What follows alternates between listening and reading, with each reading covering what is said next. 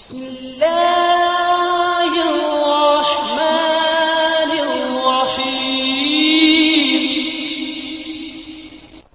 اب اللہ فرماتے ہیں کہ ایک آدمی کا واقعہ ہے کہ اس کو اللہ نے علم دیا تھا، اب اس میں اختلاف ہے کہ وہ بندہ کون تھا۔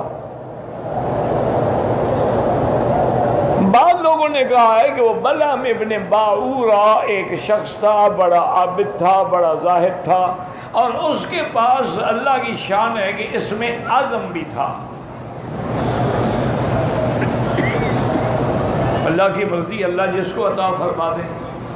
اور اس میں اعظم کا کیا معنی ہے کہ اللہ کے نام میں سے ایسا نام جس کے ساتھ دعا مانگی جائے تو فوراً کام ہو جاتا ہے۔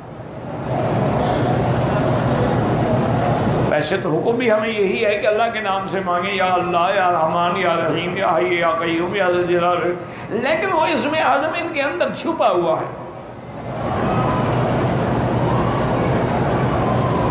جیسے آیت الکرسی ہے، خواتین سورۃ الحشر ہیں، تو علماء نے فرمایا کہ ان کے اندر اللہ نے اپنے اسم مبارک کو چھپایا ہوا ہے۔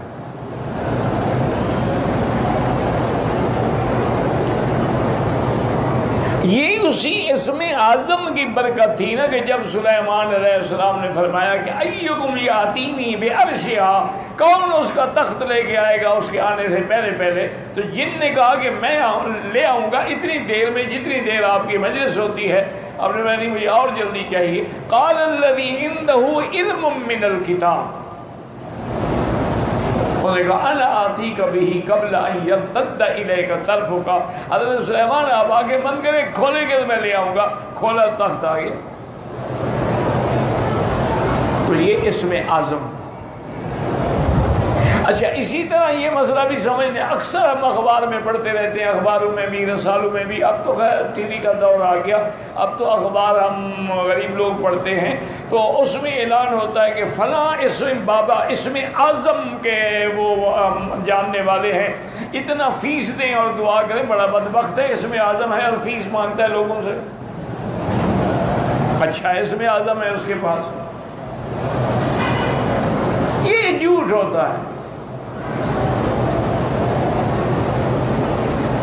اور باقی چیز جو ہے نا، اصل بات یہ ہے کہ علماء نے بعض اسماء کو جمع کیا ہے،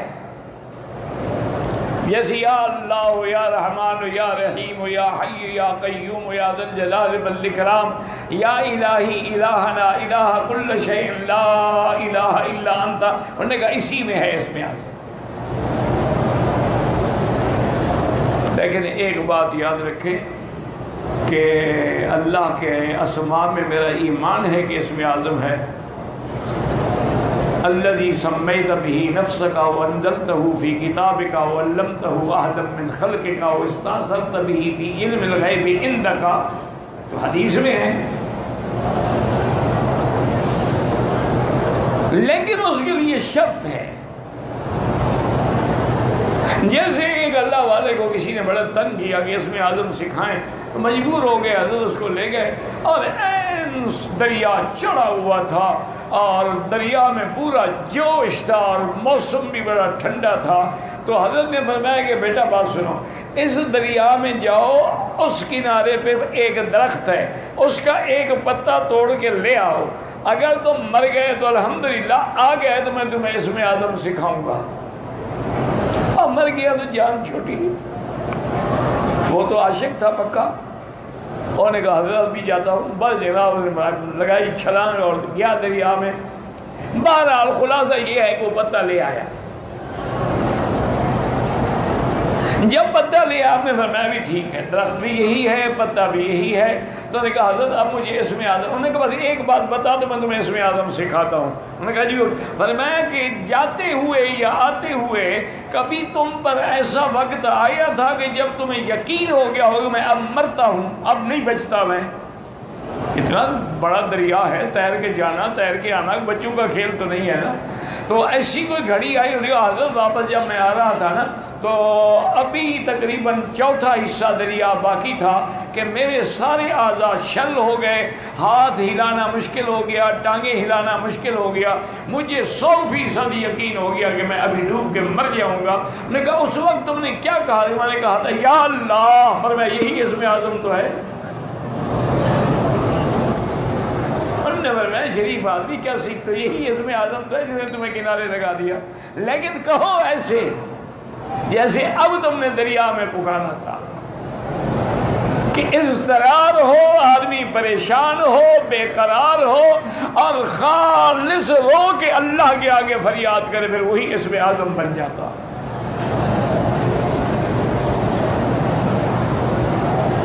اور ویسے بھی یاد رکھیں کہ اللہ جو ہے اس میں ذات ہے، باقی تمام اسماء جو ہے وہ صفاتی ہیں۔ الرحمن الرحیم صفتیں ہیں نا، الخالق البارئ المصور المؤمن یہ صفات، اسم ذات صرف اللہ ہے، لیکن شرط وہی ہے جو میں نے عرض کی۔ اسی لیے بعض بزرگ کہتے تھے نا کہ اللہ کے بڑے مزے، جو آئے سو چکھ لے، یہ پڑھنے سے نہیں پتہ لگتا، عمل کرنے سے پتہ لگتا ہے، حلاوت ایمان آ جاتی۔ لیکن اسی حال میں پکاریں تو پھر سبحان اللہ۔ ویسے میں آپ کو سکھا دیتا ہوں اس میں آدم کوئی مسئلہ نہیں، اور کوئی میں آپ سے معاوضہ بھی نہیں دیتا، آپ دعا ہی نہیں کرتے میری صحت کے لیے، اور معاوضہ کیا چاہیے؟ اس میں اعظم حاصل کرنے کا بڑا آسان طریقہ،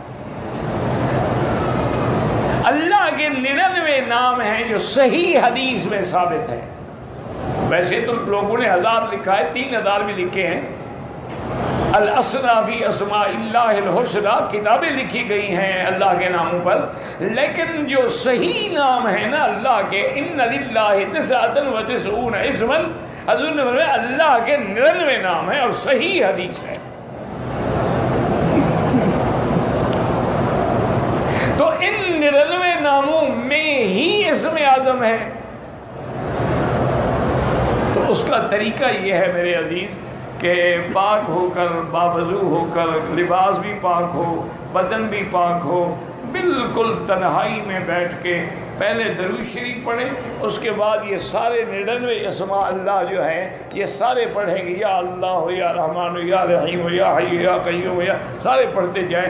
جب ختم ہو جائے پھر پڑھیں، پھر یہاں 3 دفعہ 7 دفعہ پڑھ کے پھر جو دعا مانگیں گے دل سے انشاءاللہ قبول ہوگی، کہ اس میں اعظم تو ان کے اندر ہے نا۔ لیکن شرط وہی ہے کہ آدمی دل سے پکارتا ہو، جو بات نکلتی ہے اثر رکھتی ہے، پر نہیں طاقت پرواز مگر رکھتی ہے۔ اگر زبان اور دل آپس میں موافق نہیں ہے تو کوئی فائدہ نہیں۔